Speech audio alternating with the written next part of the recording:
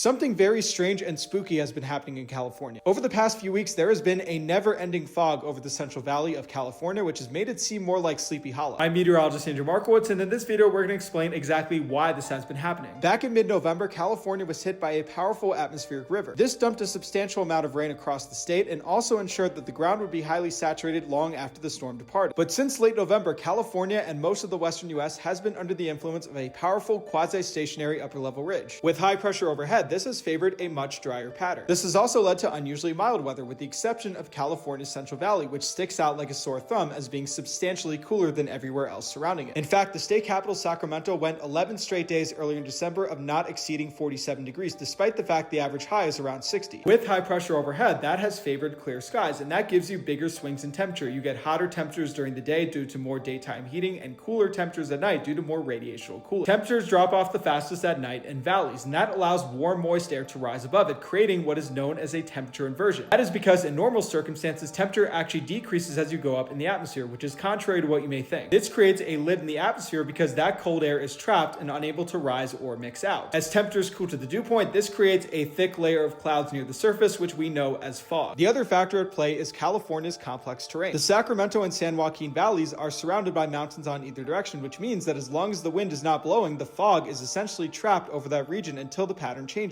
With high pressure remaining stagnant over the region, this has meant that fog has been pretty much unabated over the region since all the way back on November 24th, nearly a month ago. This type of fog is known as Tule fog in honor of the grass, which is very common in marshes and wetland areas. Moving to the end of December, we will see a pretty sizable change in the pattern as California flips back to a wetter regime. We will likely see multiple atmospheric rivers traverse the state, which will bring additional rounds of rain, mountain snow, and gusty winds.